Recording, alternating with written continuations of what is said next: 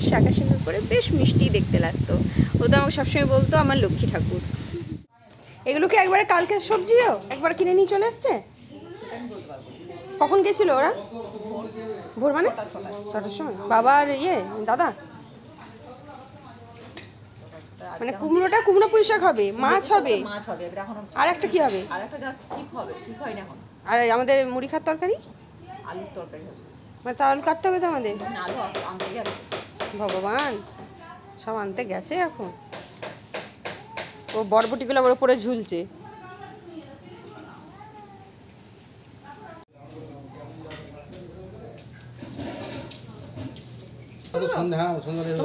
আমি একটু ভাত করে নেবো, রান্না করে ভাত রেখেছে কি হবে? প্যান্ডেল রেডি। 3 কেজি লাগলে তোমার, তুমি আছো, আমি একদম ভাত ফুটিয়ে নেবো। আর কি বলছি, আর কি তরকারি হবে বলো? তরকারি আরে ছাতা কুটকুটি, হাই কুটকুটি, কুটকুটি, ছোনা কুটকুটি, মানা কুটকুটি, বাবা কুটকুটি, ও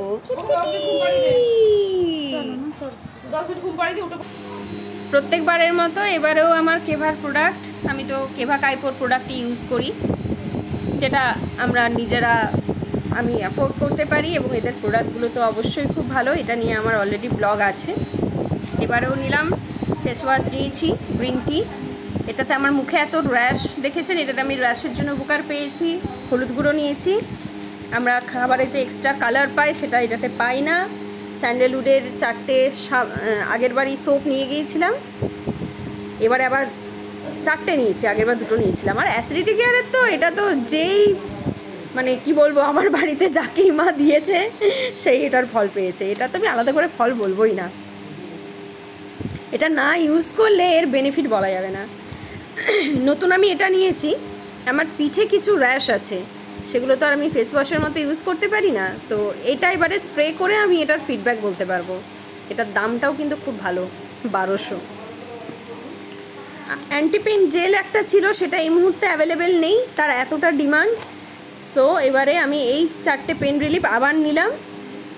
এগুলোর দাম কম কিন্তু খুব ভালো কাজ।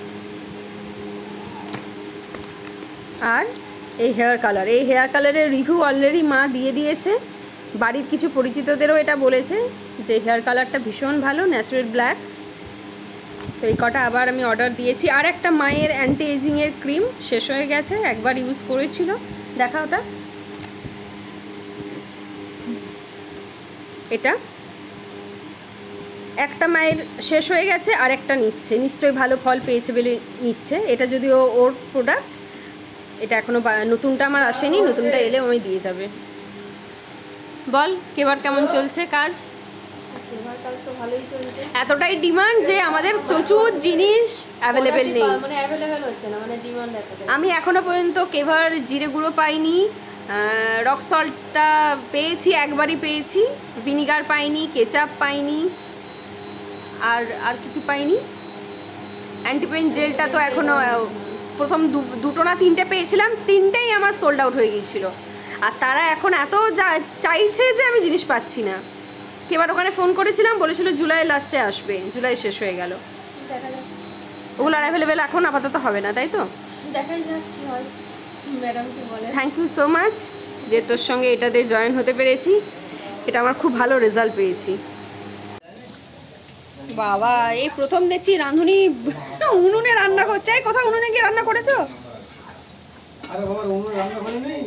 আরে কারো অনুষ্ঠান বাড়িতে গিয়ে করেছো কি? হ্যাঁ, আমার সাথে বড় বড় উনুনে রান্না করিনি। এই রকম অনুষ্ঠান বাড়িতে? হ্যাঁ, পুজো বাড়িতে করেছো উনুনে, ঠিক আছে। আমাদের উনুন ঠিক আছে, মানে উনুন আমার লোককে তো বলিনি যে অনেক লোক আছে উনুনে রান্না করতে চাইনি, আমার বলে আমি কাজে উনুন দিবে। এবারে এখন যে ঘরে বেরিয়ে রান্না হয়, দেখি এখানে কি আর উনুন হবে, এখানে ধুম হবে। হ্যাঁ, আজকের দিনটা বলে হয়ে যাবে কাজ। আর কত বাকি তোমার আলুর তরকারি? তোমার আলুর তরকারি হলে মুড়ি খেতে পাবো।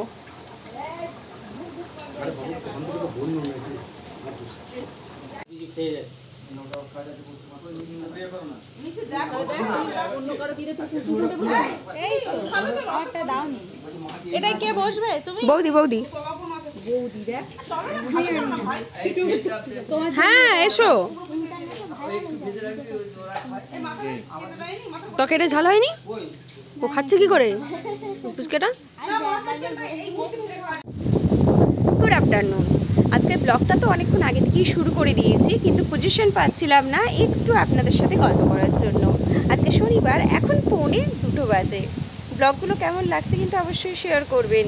বাচ্চাটার জন্য অন্নপ্রাশনের যা যা থাকবে সবটাই যতটুকু সম্ভব হবে তুলে ধরার জন্য অবশ্যই তুলে ধরবো। হ্যাঁ, যারা আমার ব্লগে একেবারেই আসতে চাইবেন না তাদের আমি একেবারেই নেবো না। হয়তো সেই মুহূর্তে আমাকে ব্লগটা শ্যুট করতে হবে, পরে আমি এডিটেড ঠিক তাদের কেটে বাদ দিয়ে দেবো। কারণ আমি আমার চ্যানেল একা চালাই, একার জন্য শুরু করেছি। আর যে কজন আমাকে ভালোবাসবেন একমাত্র তাদেরকেই রাখবো। তার বাদে আমি আমার লাইফেও যেমন কাউকে রাখি না, আমার ব্লগেও ঠিক সেরকমভাবে কাউকেই রাখবো না।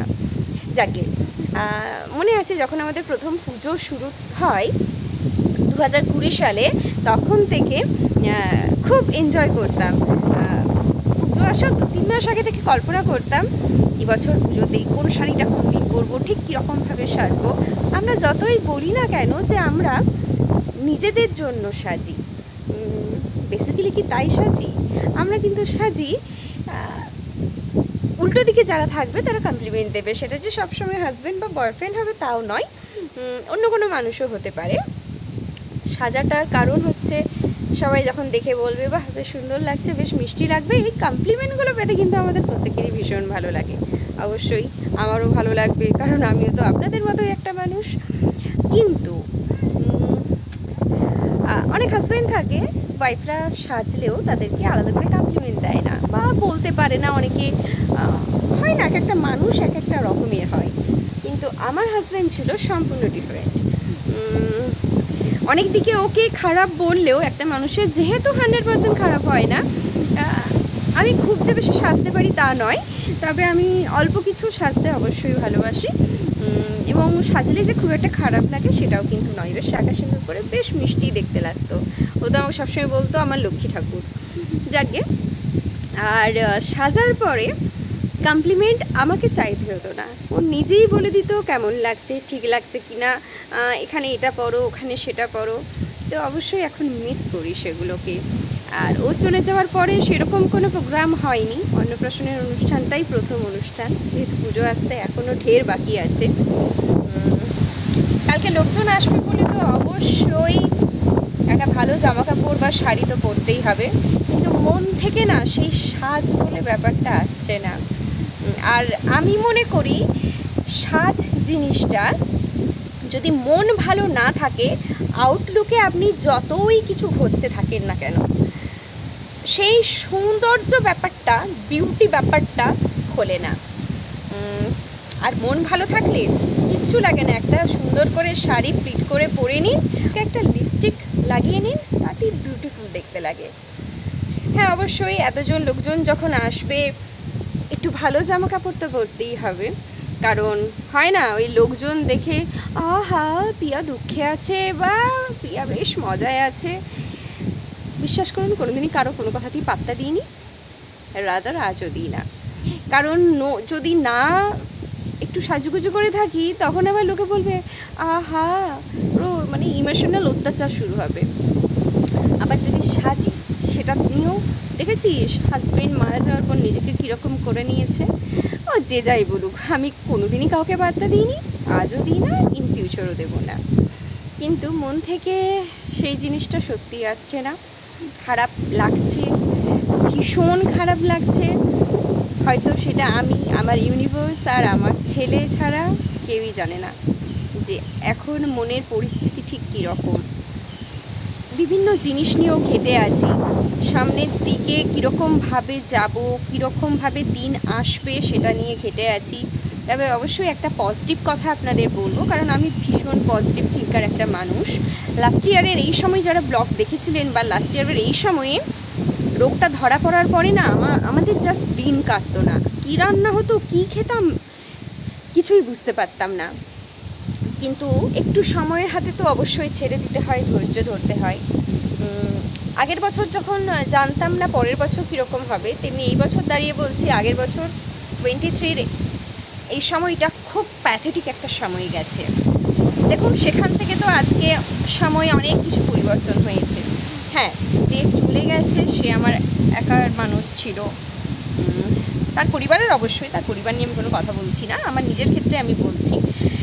বাকিরা যারা আগের বছর আমার সঙ্গে সাফারার ছিলেন তারা তাদের মতো গুছিয়ে নিয়েছেন, কিন্তু আমার ক্ষতটা যেখানে ছিল সেখান থেকে আরও বড় ক্ষত তৈরি হয়েছে। কারণ কোথাও তাকে দেখতে পাই না, বা দেখতে পাওয়ার এই জন্মে আর কোনো চান্স নেই, এবং সামনের আর কোনো জন্মেই কোনো চান্স নেই। তো সেখান থেকে একটা পরিবর্তন অবশ্যই হয়েছে।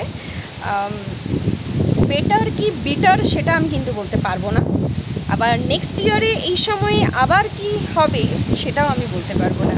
তবে অবশ্যই পজিটিভভাবে চিন্তা করি যে এর থেকে বেটারই থাকবো, কারণ ঈশ্বর একবারে সবাইকে মারে না। ঈশ্বর যখন দেন ওই বলে না ছাপ্পার পারকে দেন, সেটার জন্য অবশ্যই ওয়েট করি। তাই যখনই লাইফে কোনো খারাপ পরিস্থিতি আসবে, একটা খুব সাধারণ মেয়ে হিসেবে বলছি, ভেঙে পড়ার কোনো কারণ নেই, কারণ অন্ধকারের পরই আলো আসে। তাই আমার থেকে বড় শিক্ষা হয়তো এই মুহূর্তে আর কেউ সেটা পাই। আমি নিজে খুব পজিটিভ মানুষ, ভীষণ ধৈর্য রেখে চলতে ভালোবাসি। যারা আমাকে সঠিকভাবে ডিফাইন করে তারা কিন্তু জানে আমার অসীম ধৈর্য, অসীম ধৈর্য। মানে নিজেই নিজের কাছে মাঝে মাঝে মনে হয় হার মেনে যাব, তারপরও মানি না।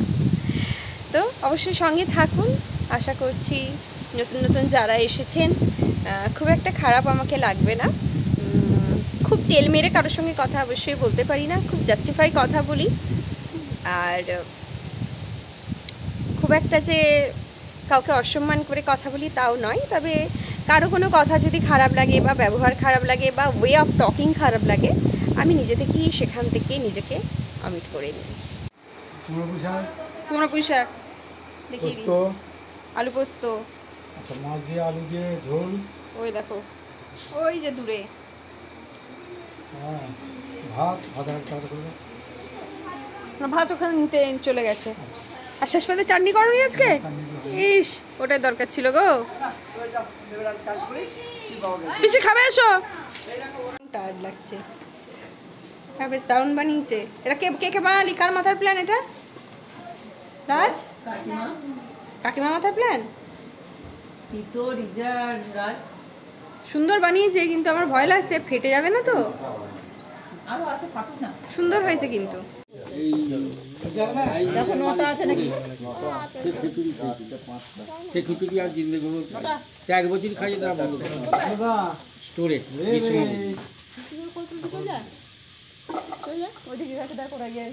আমাদের ঘরে কে কে আসছে আমি শুনি, একটু দেখে তার মুখগুলো দেখে রাখি। সব গৌড়ে প্ল্যান করা আছে।